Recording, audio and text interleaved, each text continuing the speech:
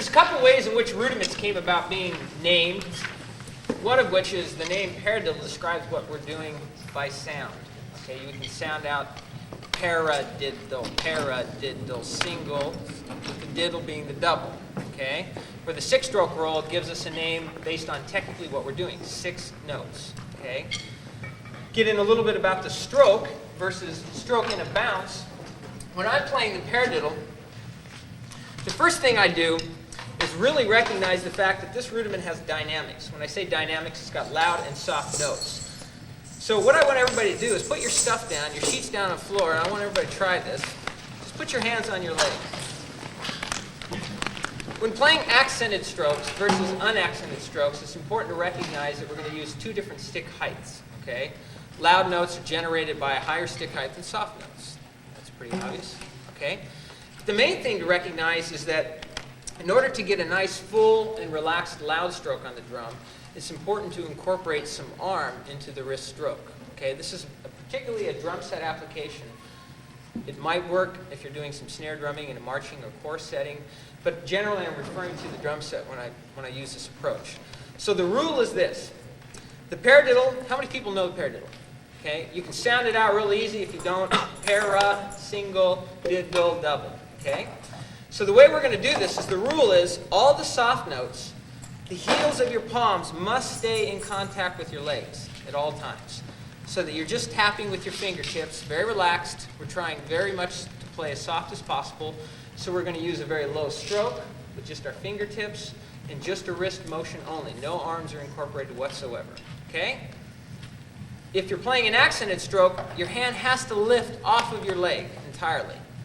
So when playing the paradiddle with the accent, which is the correct interpretation for the paradiddle, if you look at any of the 13 essential or 26 or now there's 40 rudiments, in which they've incorporated some Swiss rudiments, you'll see that the paradiddle is actually written paradiddle, paradiddle. It's not all the same volume.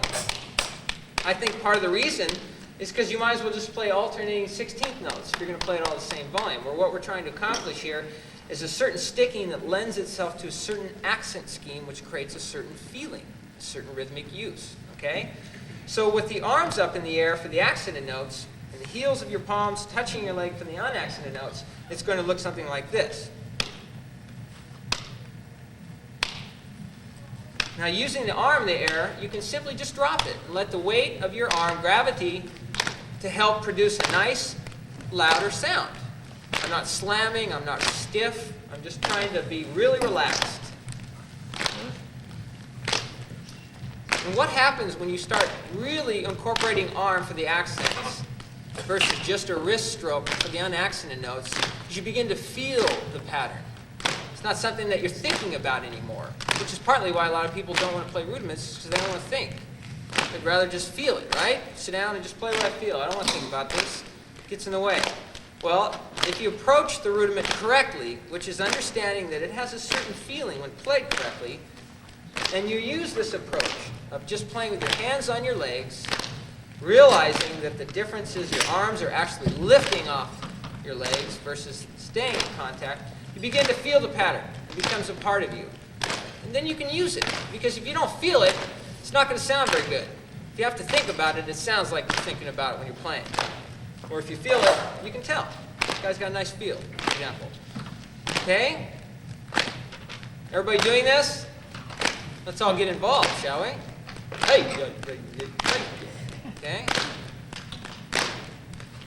Now the key to doing this, if you find that you're having trouble keeping the hands down, is to realize when you're doing the diddle, paradiddle, paradiddle, I'm lifting the opposite hand.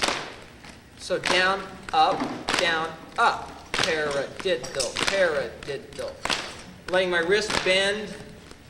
Think of like lobbing a rock in a mud or in a sandbox. It just sort of thud, sticks there. I'm not like slamming it down.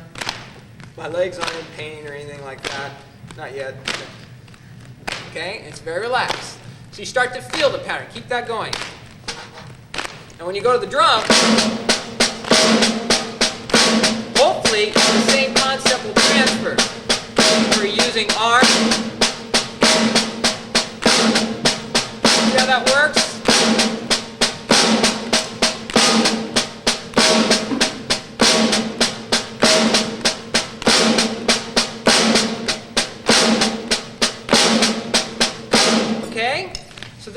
feel the pattern. And later on, as you get more comfortable with mixing up the accents, you might go back to your hands on your legs to do it, because we can move the accent around. We can really use this rudiment in a lot of different ways, as we'll see when we go through the sheet. Okay, so I'll just go ahead and launch into it and show you the first application.